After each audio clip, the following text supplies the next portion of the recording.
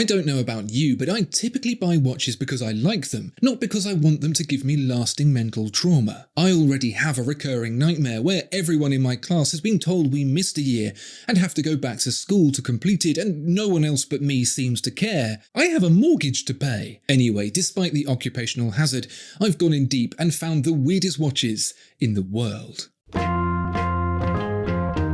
Our first watch is the doing of one Alfred Cheer, who decided that no one in the world but him knew his wife well enough to create her dream watch, and so he made it himself, creating a multi-dimensional koi pond scene that also tells the time, apparently. Unless you have an irrational fear of fish that are all too willing to suck a stranger's toes, we're not at the weird part yet. Alfred's wife wasn't the only person who liked the watch, and so Alfred made the wise decision to make more watches under the brand Koni to fulfill the wildest dreams of all those other people who just couldn't find a watch to fit their mold. Except their molds were different. And so Alfred embarked upon a journey to convert imagination into wrist-worn reality. Perhaps a green pasture flocked with sheep under the watchful eye of an attentive border collie, or a parched desert studded with imprints of its dinosaur inhabitants trying to survive, or why not a more modern desert foe, the M1 Abrams tank. So whether you want to count sheep to your next nightmare or relive your PTSD, these unique handcrafted treats won't disappoint. The story goes that on his way to the Cartier store in London, a customer took part in an automobile accident and mangled his watch. Either he was too British to mention it, or the store manager was too blinded by the thought of profit, because that distorted watch found its way into the Cartier collection. Never mind, the poor guy was probably bleeding out and asking for an ambulance, because the Cartier crash, nice name by the way, probably better than the Cartier DUI, has become one of Cartier's most popular watches, fetching a record auction price of $1.5 million. I can't think of any other industry where the misery of others can be turned into the next hot thing quite like this, except that time as a kid when I got hit by a car and the government paid me $500 because it was a hit and run and I got myself a PlayStation 2. I have to admit, the Cartier crash may be a pretty morbid object, like those travelling displays they used to shock teenagers into driving slower, but it's also pretty cool and I love the idea. At least they wiped the blood off it first before putting it up for sale. If you want to support me and the channel, why not purchase one of my novels? Link in the description. Thank you so much. Talk about aging badly. This 2014 watch from Time Warp Creations, called the Zymosis Lockdown, is just about the last thing I'd want to wear given recent events that we're all still a little bit sensitive about. For those of you whose 19th century medical lingo is a bit rusty, zymosis means infectious disease, and those of you on a 3-year Call of Duty kill streak, lockdown means lockdown. Yes, this watch, self-reportedly a luxury watch for geeks, depicts the divide between the infected and the uninfected, separated by a blood-stained armoured door. It's available in a variety of different colourways, chosen by someone who has the same relationship with colour as I do with my dad. This watch didn't quite make it, and it's hard to see why. It's up there at the peak of genius alongside the Amber Heard fan club and the Queen's funeral commemorative ashtray. Even without years of COVID, it's not like this watch was really going to find a home. At $2,500, you'd have to be riddled with zymosis to buy one. The full sapphire version of the MB&F HM9 combines two of a man's favourite things, playing with his watch and playing with his dick.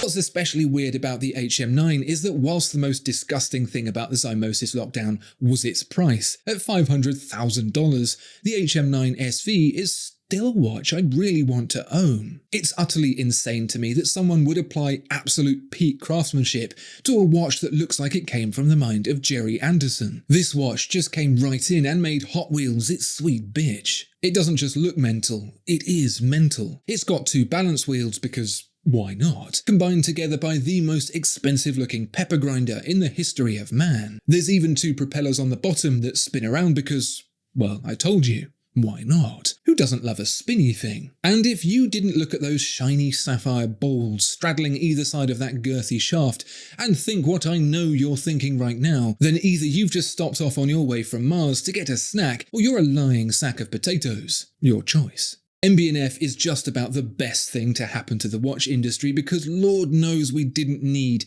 another round watch. It's thanks to the borderline insanity of its founder Max Buser that I didn't run away and beg for asylum in the automotive field instead.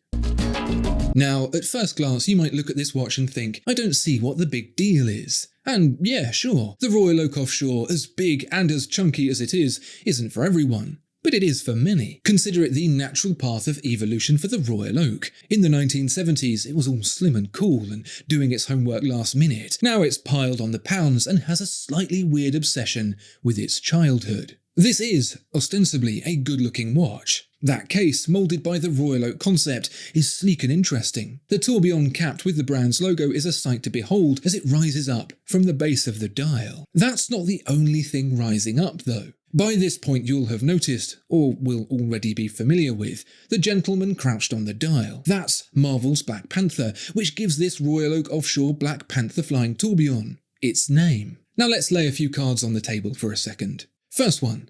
Black Panther. I think it's incredible to see a neglected demographic getting to enjoy and be inspired by a hero that looks like them. If that makes you pull a Clint Eastwood face, deal with it. It's nice to share. Second one. Marvel movies in general. They're not for me, but I can see why people enjoy them. Visual escapism.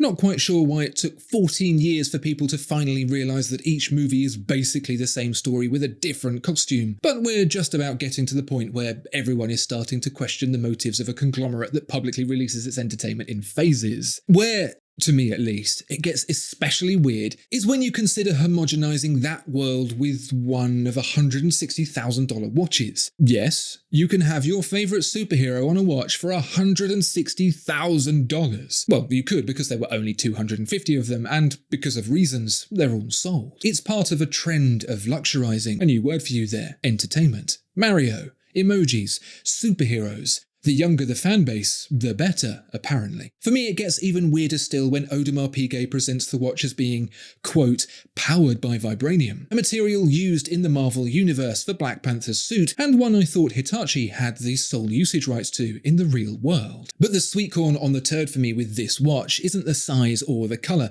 or the Marvel association, it's the whole logistics of the situation. A no doubt beautifully crafted Black Panther straddles the dial in such a way that the thick, weighty hands emanate directly from his person. I have so many questions. Surely Audemars Piguet are aware of this. Surely it didn't slip through the net. Maybe it says more about me than it does about them, but I know I'm not the only person to ponder. It's just so low-key odd, until about 10 to 10 that is. It hasn't escaped my notice that this is literally the only watch Audemars Piguet advertised with the hands in the downwards, henceforth known as soft, position. These are without doubt not only some of the weirdest watches known to man, but the weirdest decisions by actual people with money and power too. In a way, I'm glad these watches exist because without them, the world would be a pretty boring place. Anyway, seen something weirder? Let me know in the comments. Please do like and subscribe as well, and check me out over on the Watchfinder channel too. Thanks for watching, and I'll see you next time. Goodbye.